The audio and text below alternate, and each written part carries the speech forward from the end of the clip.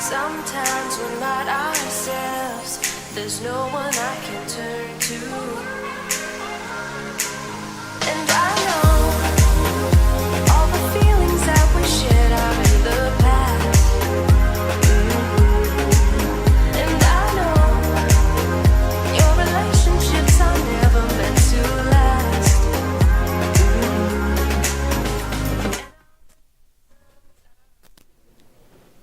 Welcome everyone to the June board meeting for Ignite CDA, Coeur d'Alene's Urban Renewal Agency. If we'd all rise, please, for the Pledge of Allegiance. I pledge allegiance to the flag of the United States of America and to the republic for which it stands, one nation, under God, indivisible, with liberty and justice for all. Thank you, everyone. First up on the agenda is public comment. Any public comment, please come forward. Seeing none, how about a motion to approve the consent calendar? I'll make a motion to approve the consent calendar, including the approval of minutes for the board meeting of May 20th, 2026, the approval of payables as submitted, and the approval of the district monthly financial statements. I'll second. A motion and second. Is there any discussion, comment, questions, corrections? All in favor? Aye. Motion carries. Next up is the Executive Director's Report. Drum roll. Take it away, Will. Thank you, Mr. Chairman. We're going to jump right into the RFP for 5A and some revisions, and Mr. Boyd's going to take us through a discussion on that. Thank you, Will, and Chairman Hoskins and board members. Welcome, Mr. Boyd. Okay, as Will said, there's two topics I'm going to cover. The first one is the 5A, which was a continuation of what you guys discussed last month, and then we'll get into a little bit of updates on Phase 3. Some of this will be refresher, but to just make sure we're all on the same understanding, background information. This is where 5A is at. This is Southeast Way here. This is the current condition, more or less, and this is the proposed condition. Many of you have seen this before. It shows the potential future Phase 3 area, but it also shows a concept for 5A, which you can see is multi-story building, higher density, and then the Area 13 products down here. So I just wanted to show this to make sure we were all on the same understanding of where the site is. Much appreciated. The RFP, this is the copy, the cover of the RFP. This is an excerpt out of it, generally articulating what the vision is. The board might remember this has been out to RFP twice before because the vision has been it would be a higher density development, that it wouldn't just be 8 townhomes or some single family dwelling units, which we received a townhome submittal at one point. So that's not the only reason that the prior submittals were rejected, but it was a big consideration because the board has wanted to see a higher density development here. So because of that and the current market conditions or past market conditions, it's been a challenge. We've received submittals from developers, but it's been a challenge.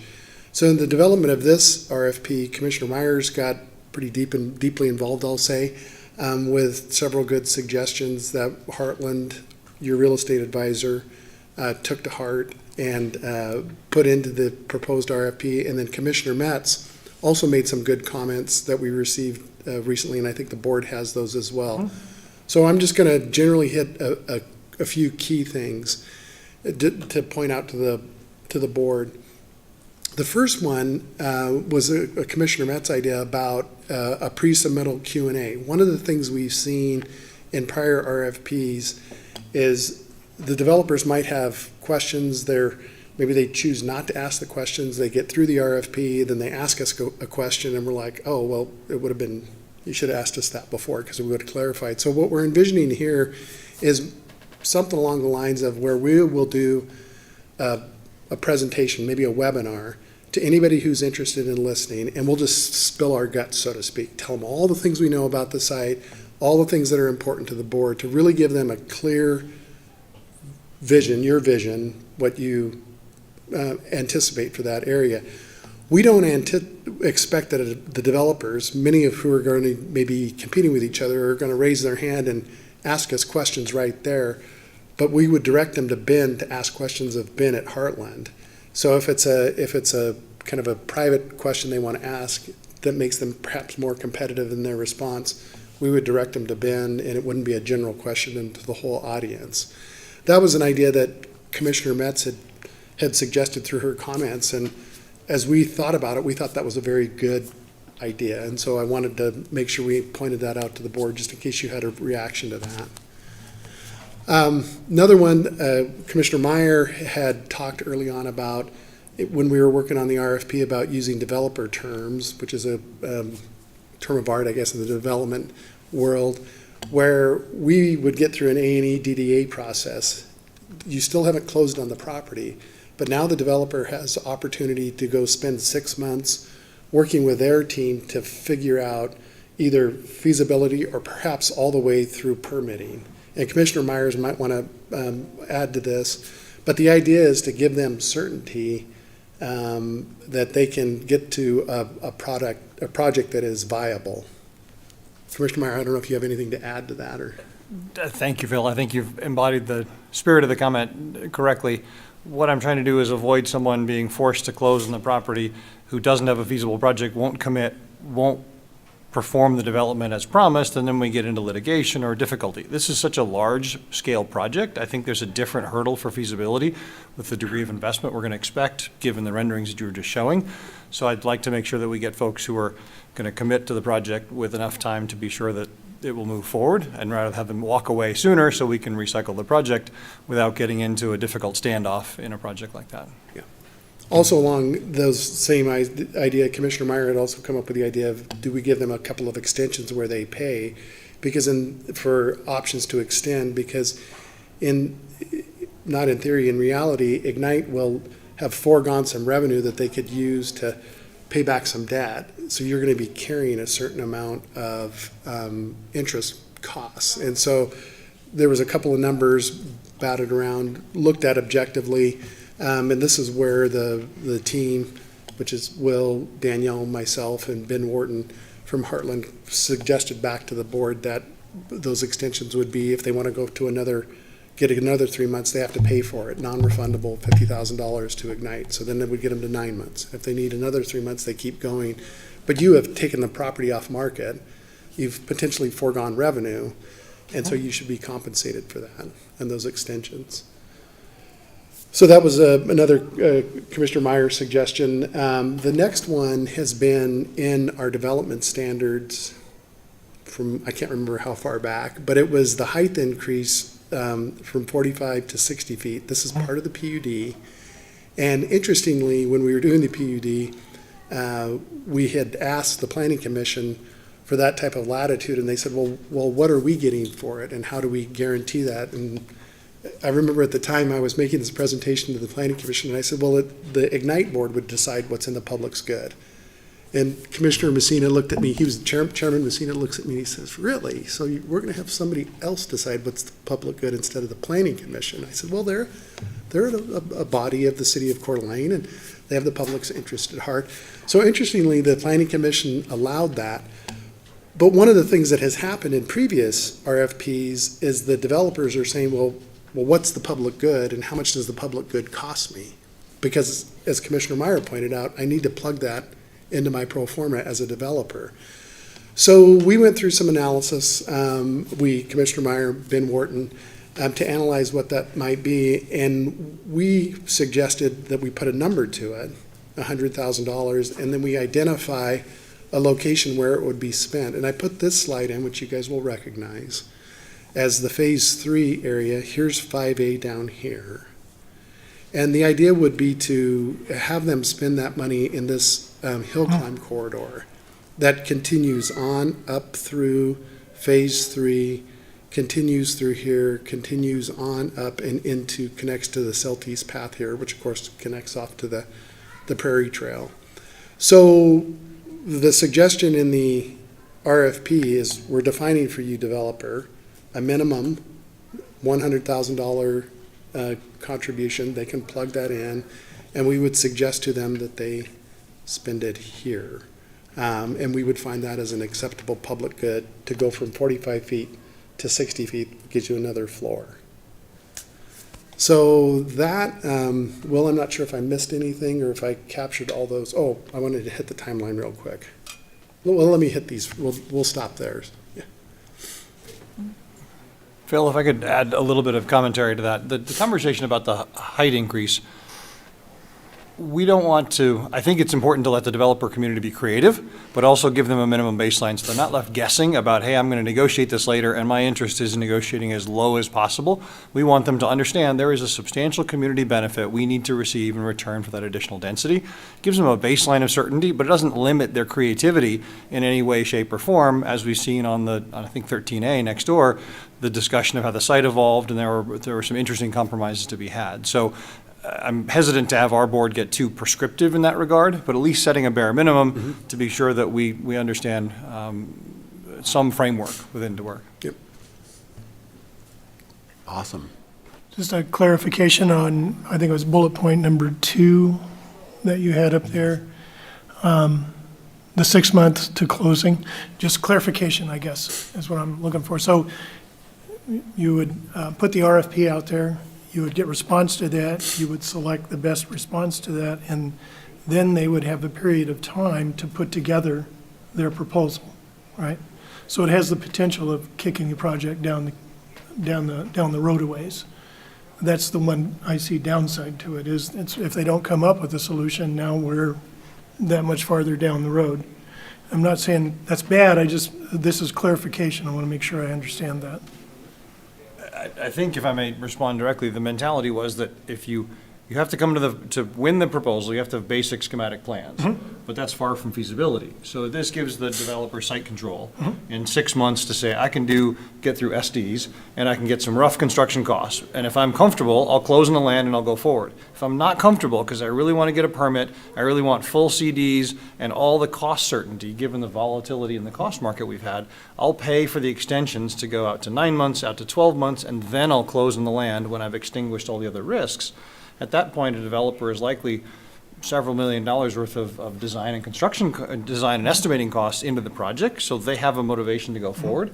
But the initial 6 months was, everybody has to figure out how to go from a napkin sketch to a real feasible project, and that seemed to be, per the original RFP, that was about the timeline that was normal. What I was advocating is saying there should be a pay-to-play option to go further if they wish. But the original 6 months, I believe, tracks with the way the rest of the RFPs have been issued in rough timeframes. Thank you. Commissioner Miller? Thank you, Phil. On the Q&A portion of that, I heard you say that that the developer, if they had a question in advance, they would contact Ben at Heartland. And then, is it the intent that Ben's only going to respond to that question to the person who asked, or are you going to share the answer and the question with the rest of the? It's the former, that it would be just answered back to the developer that's asking the question, to recognize the competitive environment of the RFP, that they may have some clever thing. And maybe there is a distinction between questions, that some that should be brought to Will and Danielle and evaluated. Gosh, they asked a generic question that we should probably tell everyone about, that isn't necessarily a private comment. That's what I was getting at. If there was something that maybe you had overlooked, but the development community said, oh, we all need to know that in order to accurately Propose on it. It would be akin to showing your hand. Right. You ask the question, it gets answered, everybody knows, and you may have had a creative idea that you just wanted to make sure you got clarity on, and it wasn't that. I don't want everybody else to know exactly what I'm thinking here. Yep. And this gives that opportunity for people to do that. So I've been in the rooms where somebody says, any questions, and it's just silent. It's like nobody wants to ask the question, although they have them. Yeah. Yeah, I just wanted to distinguish between that generic question, like, is this, I don't know, some strange thing that city council did or something, versus It's a good that idea. creative avenue for Good idea. getting a good bid. And we probably should develop a distinction in the webinar, that there's proprietary questions, and we want to talk about what's proprietary and what's generic. That, what's the zoning? Gosh, we forgot to put the zoning in there. Everyone should know what the zoning is. You could look that up. Yep, I think that's a valid yep, point. that's my point. Yeah. Thank you. I was going to say, I think it is a little sticky because for us, whenever we do an RFP, we insert time frame for people to ask questions. And then we answer the questions and we post them with our RFP, but they're not identified with the firm or with anyone who asked the question. And so it's just a generic question, but we feel that it legally, if we're going to answer a question, it gives someone an edge if we tell someone, oh, yeah, you could do that, and then we don't tell someone else that that's a permissible use. I think we've struggled with that, and we've kind of deferred to saying it's all fair game. If you want to ask, the answer is going to be available to everybody. And so I don't know, maybe slightly different depending on what it is, perhaps that you're doing the proposal for. But yeah, I would advocate for making sure that we're as transparent as we possibly can be with responses to questions regarding the RFP, so that we have as level of a playing field as we possibly can. Agree. Absolutely. Okay. Any further questions? I'll hit one last thing here is just the schedule. Back to Commissioner Jester's point, we would estimate that the selection date would be in the 31st of 2026. And there is, there's a couple of months right there just in that due diligence period. So there's some more time that the developer can be using, but then you can see the 6 months between October 31st and April 30th, and then these two options for extensions in there. So that there is the idea. So the board action item, I guess, is considering the RFP approval as proposed, which was the first draft, and then the revision part would be the couple comments that Commissioner Metz had put in that I think you all have seen. She had 3 comments. I'm pretty sure there was 3, Will. The last one that was regarding a comment about making adjustments to certain criteria that are called out in the development standards, setbacks and whatnot. We vetted that a little bit and passed it by Hillary Patterson at the city. And we're concerned that if we were to put that comment in here, it forces you into a PUD amendment. Which we don't necessarily want to be forced into a PUD amendment. We would talk about that during the A&E DDA negotiations. So that was the one comment the team said, maybe we don't include that comment. The prior 2 comments that Commissioner Metz had, we thought were good comments and recommended those as revisions. But Will wanted to make sure I drew a distinction between what was originally proposed, which was the first draft, and then the draft that had Commissioner Metz comments in it that you guys have seen. And I can hit those if we need a refresher on it. I would just note that one of the comments that Commissioner Metz made that we thought made a lot of sense was to change the scoring criteria to put less weight on the payment, the amount of the purchase price for the land, and more weight on the project and the creativity and how it fits the purpose of the location. So we did, in the revised draft that we discussed, we discussed making the purchase price only 50 points out of 200 and bumping up that middle category, which kind of takes into account the project and all the everything that goes with that up to 100. So it would be 50 for developer experience, 100 for that middle category, and then 50 for the purchase price. And then the second comment she had was the Q&A comment. And then the third comment was the revision to we'll call them geometric changes. That's my characterization of them, which is the one we recommend not including. As a point of clarification to our council, it looked like my read of her comments, she wanted to go to 65% on purchase price, or 65 points rather than 50. So what you're describing is a further down weight of purchase price. Can you explain some of the logic that went through that? Because at the end of the day, we got to pay our bills, so there's a fine balance to be done there. So is there some backgrounding? Or maybe there's a separate side conversation that went on. She had proposed adding another category instead of having 3 scoring matrix categories. She had proposed adding 4 and then changing the weighting. And what we thought was that we could take the comments under her number 3 point of design, innovation, and public benefit, creativity, and those things, excluding the public benefit part, which I'll touch on, and just change the weighting of the 3 original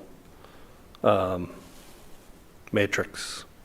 And not having been on the judging community or committee before, do we still have some discretion to balance those beside, even after those rankings are applied, there's still an ultimate judgment on the part of the agency? Yeah, and Phil, if you would expand on that a little bit, because I asked the same question Sure. today. There's big categories that we have in points, and then there's subcategories in each one. So, and the points aren't broken out for them, but when the prior scoring committees have gone through it, we literally address each one of those subcategories and put a set of points into them. So track record is scored. The next one of evidence of financial capacity is scored. References are scored, and they total up to the points in that category. In consistency with development standards and design guidelines, those are also scored. And based on past scoring committees that we're kind of the administrator of those things, that's where the meat of the discussion occurs, is in that, because there's this give and take. The price one actually is just very formulaic. It is, your price is higher than my price, and you weight it based on the total comparison of it, because it's just math. But the center one is the one that gets a lot of deliberations in the past from the scoring committee. So I don't know if that answers the question, Commissioner Meyer, but that's the intent, is by adding what Commissioner Metz had said, and then we were going to delete the public good part, because that's also kind of, it either is or is not one, but in her suggestion, but adding her other suggestion to item 2. Okay, I'm good with Does that. this RFP score sheet need to be approved tonight also then, with the approval of the RFP? Is that part of it? The overall categories are addressed in the RFP, the subcategories are not. Is that a yes or no then? It's a yes. So it has to be, the score sheet has to be approved tonight also. The total, go ahead, Danielle. No, typically this is just developed based on what we think fits into the different categories. So we will add some of the items that Commissioner Metz suggested. Phil mentioned it briefly, but we are not going to add, she had suggested adding the public benefit, and we're not going to do that because we feel like that's a separate item that either the developer wants to pay for or they don't to get that height increase. So making that part of the scoring criteria didn't feel like it was putting everybody on an equal playing field. But otherwise we would add her considerations for increased focus on the actual quality of the project and it meeting the needs of the PUD and Ignite's vision for that site. Do we still have the same RFP ad hoc committee? Minus, I think that City we're looking for the city to fill Troy Timeson's position I don't prior know. to, I don't know if you have heard anything from them on that. Are they the ones that will do the final approval though then of the RFP score sheet? No, in the past, it has been, I'm trying to remember off the top of my head, 3 members from Ignite, 2 board members, and Will, and then Hillary Patterson. It was previously it was Councilmember Wood and Troy Tymeson. Right. So we need a new council member, or maybe a dual council member, board member, however this board decides, a city administrator type person, if that's, again, what this board decides. And then, as you guys know, Hillary is a continuity that runs through the whole development, and she has both broad skills and history, so she's really a key player. Hey, Phil, I'm sorry to put you on the spot, but do you have handy there the RFP? I have it printed out. So just to clarify, my answer to you, Chairman Hoskins, is that the broad categories of the scoring criteria that are addressed in the written version of the RFP would need to be approved as part of that motion. The subcategories and the additional detail is something that would come later. Copy that. Understood. Just for a point of clarification, those subcategories I would assume would be identified and broken down before any review started. They are, and so, Just. yep, no, just a little bit more history on the way that the scoring Yeah, is because done. everyone does them differently, so Yeah. I don't completely What understand. historically we have done is we have them broken down, the scoring sheets go out with the intention that each member of the scoring committee does them independently. They come to the meeting with their scores prepared, or they send them to us ahead of time, and we consolidate them to get a final score. But then there's still this deliberation that goes on between the different members of the committee where they're, gee, I scored it this way because here's what I saw in comparison to the development standards. I think they hit these 3 categories, and you guys can imagine how the deliberation goes. But Commissioner Garcia, that's correct. They get broken out, sent out, brought back in, and scored. Thank you. No more questions? So then we're looking for a motion to approve the RFP as presented or proposed, or the one with revisions. And to be clear, the revisions are the 2 that are proposed by Commissioner Metz, but not the third one. You guys may say we still think the third one should go in there, but kind of. The one that was proposed, though, included the 3 items you had up there, though. Correct. That's an addition from last month. The additions from what you previously saw were the pre-submittal Q&A. Yep. So that was a Commissioner Metz recommendation, and then the scoring, the additional criteria in item 2, and then a little bit less scoring weight in sales or revenue price. Okay. So I think that might be the one that Yeah. maybe has some. Understood. Okay. I would make a motion to approve the RFP with the revisions submitted here, as well as with Commissioner Metz's recommendations. Second. Moved and seconded. Any further discussion? Any questions? Further comment? All in favor? Aye. Any opposed? Motion carries. Okay, thank you, Chairman. Good Okay. ideas, good suggestions. I like it. Yeah. Good work, yeah. Moving on to the next thing that is, as exciting as dirt can be. This is, Danielle doesn't think it's as exciting as I do. But there's 25,000 yards of material that has started coming into the site as of this morning. They're running about 9 trucks.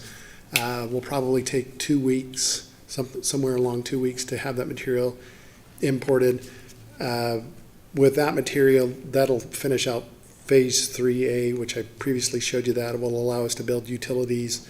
If no more material comes in, we anticipate another 7,000 yards in August, which we've signed and a permission for them to bring it, which it's coming off of a state project. So we have to give that contractor permission to bring it to our site. So we've signed that agreement.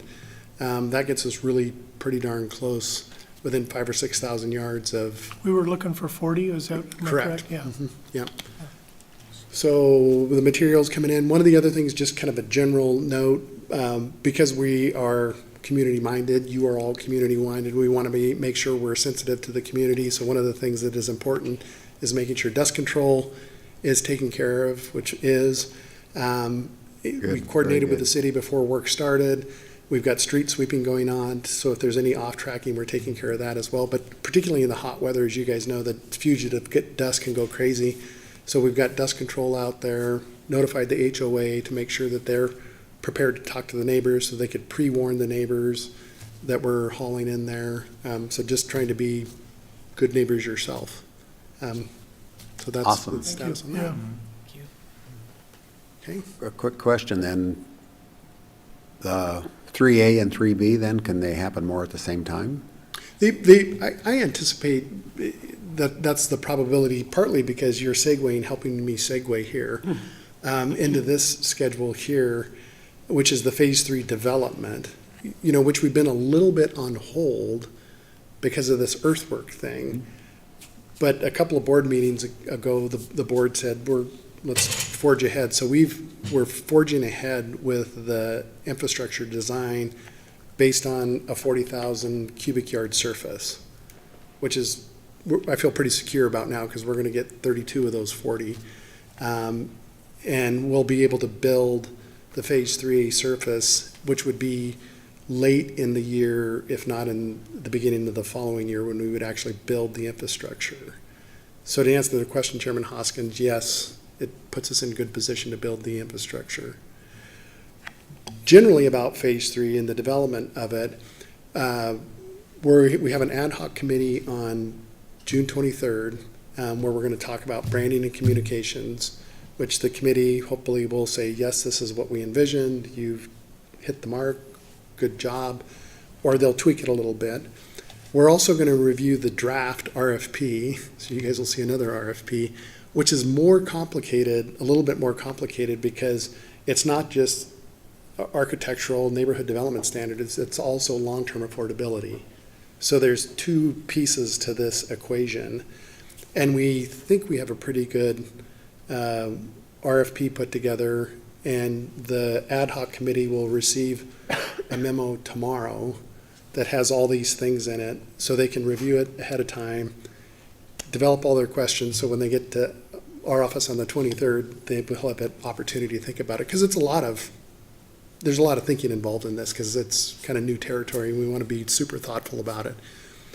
Assuming we get a recommendation out of the ad hoc committee on the 23rd, we would then bring it forward for a full board review on the 15th, with the idea of putting it out to RFP at that point. It may not be ripe enough, which is, I don't know that we're under tremendous pressure to hit a deadline. We want to make sure we get it right as opposed to rush. And then just the last note, I mentioned the infrastructure design is underway, so we're forging ahead on that.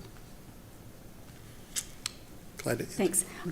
Phil, is the ad hoc committee that is going to create the board recommendation going to be the same committee that will select the actual? Again, that's a board decision. That's what we had been kind of assuming all along, because there Okay. was so much history and education that has gone on. It's probably not education for you. It's education for a lot of other people in the room. I think you've been an educator a whole bunch of the time. One doing the educating, but just familiarity with how we got to where we're at. So I anticipate the board would say, let's have that same group score, because we'll have a scoring system, and then you'll have a recommendation, that committee will have a recommendation that would then come to this board. Will that be part of the July 15th board review then? Or will that come No. later? No, because it would be, the RFP would go out sometime after July 15th, and I imagine we're going to give 2 months to respond to that RFP, because again, that's a pretty heavy lift for the developers, because they're not just going to go build houses potentially. They've got this affordability component. And we've got a lot of other details that to talk about with you guys, and you'll see in the memo that we're sending you these memos with, by the way, here's all these questions we're worried about, to get you worrying about them with us. So, Just love to worry, so yeah, that's good. yeah. But it's just good to vet it now before it hits the street, and you all are going to have good counsel on which direction we should go. Because we put a lot of thought into this, as you know. Good. To answer Commissioner Miller's thing, it'd be my assumption also that the ad hoc committee would be the scoring committee. That was the same thought process with the RFP committee. Okay. Unless that committee thinks they don't want to do it, or it's something we can talk about, No, but it makes sense. It makes Yeah. sense. That would be my preference. To have all the Yeah. information, to know where we came, the you whole know more history than of the it. rest of us, yeah, so Yeah. because of the history, so. Yeah. Build a scoring sheet and then but next month meeting will be to review and possibly accept the committee's final concept of It would be For the- to approve the branding, the communication, I don't know, and the communication strategy and the draft and the RFP. Yeah. So the ad hoc committee will hit those things on the 23rd. there's no doubt going to be some tweaking to whatever we show them on the 23rd. We'll make those tweaks, put it into a memo, send it to you guys on the, whatever that would be, the 11th probably, or the 10th, the Friday before the board meeting, because again, it's going to have some weight to it that I think the board's going to have to read and think about between the 10th and the 15th. And then you guys could either make the call on the 15th or kick the can down the road to the following month. Okay, That's all I have, Chairman Hoskins. excellent. Any further questions for Mr. Boyd? Thanks. Okay, thank Excellent you. presentation again. Thank you, Mr. Boyd. Last thing from my report is I'm seeking a motion to approve the public release of an RFQ for engineering services. This is a generic solicitation so that we can have on record up to 3 engineering firms that we can contract with for specific projects going forward for a duration of 5 years.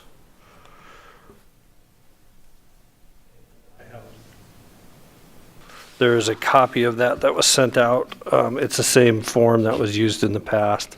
We've had this mechanism in place in the past, so any discussion or questions on that? I'm just questioning today. Good. This might be a question for Danielle.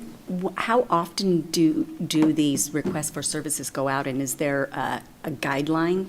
I know that the city does the same thing, but I'm just not sure if they're required to at a certain time frame. Every 5 years. Every 5 years. So our current list has expired, which has brought up the need for this. Okay. We need a motion for that, correct? I'll make a motion to approve and ask the executive director to post the request for qualifications for engineering services. Second. Go ahead. Moved and seconded. Any further discussion? All in favor? Aye. Motion carries. Thank you very much. Back to you, Chairman Hoskins. Thanks, Will. Next up on the agenda is time for board commissioner comments. Does any commissioner have a comment? Just say it's nice to see new piles of dirt down on the Atlas Mill site. It's very exciting dirt. Yeah, it is exciting. It's a different color than the dirt that's already there. It's lighter. So, you know, Every just for month. what that's worth, it's, Every month we talk about the dirt. we so talk about dirt. Can I Yeah. have a comment? Thanks for all you've did on getting the less expensive Oh, yeah. structural soils. Yeah. I have a comment, and it's just an appreciation for commissioners weighing in on the RFPs, coming up with good creative ideas that I think makes it better. Yeah. And just Absolutely. appreciate that this commission does that, kind of goes another step to make sure that we're refining things to the best that we can. So, Agreed, I second that. absolutely. Agree.